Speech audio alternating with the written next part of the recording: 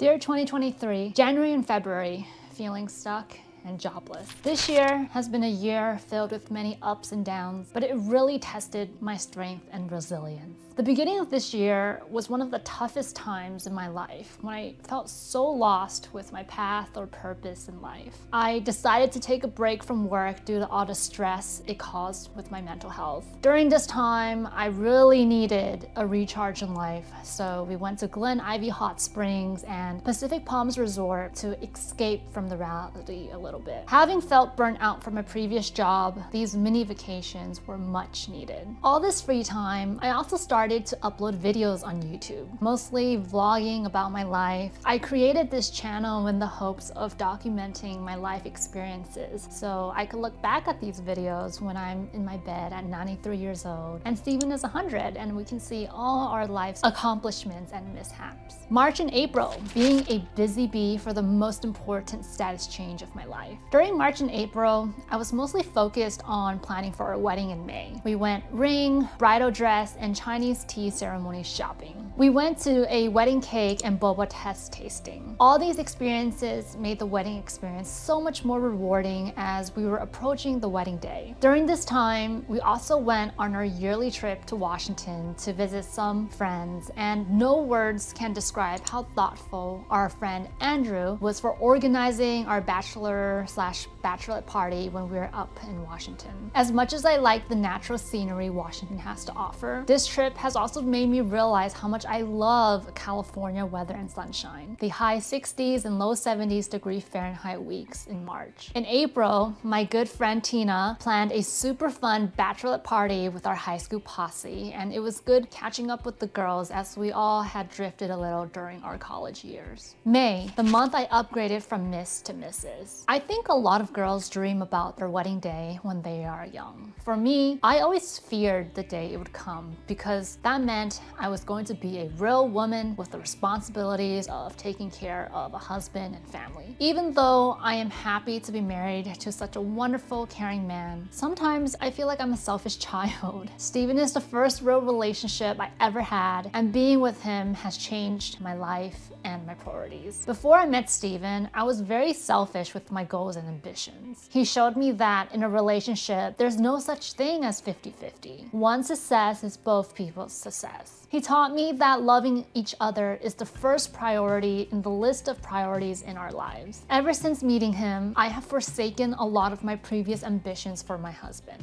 Foolish or wise, I hope it doesn't come back to bite me. June and July, the ebbs of the waves. After the whole excitement of the wedding, things died down a lot. We were starting to settle into our roles as Mr. and Mrs. During this time, I felt like I was the happiest because I had truly started to embrace the role as a stay-at-home wife. After not working for almost half a year, I have never felt more relaxed, at peace, and in tune with my emotions and spirit. I spent a lot of time doing the things I enjoyed, such as painting nails and trying new experiences with my mom and my husband, such as visiting a lavender field or going to afternoon tea. This time was a period of bliss. August, our honeymoon. With our family, we went to trendy Bali for our honeymoon. It was very relaxing and fun. I got to experience a lot of Balinese culture and food. Whenever I visit a foreign country, I'm always reminded of how lucky I am to be born and live in the United States. Sometimes I can't help but feel very fortunate for my life circumstances. The lifestyle there is very different compared to mine, as I'm given a lot of privileges and opportunities here. August was a month with lots of fun and travel, but when we came back, Steven got the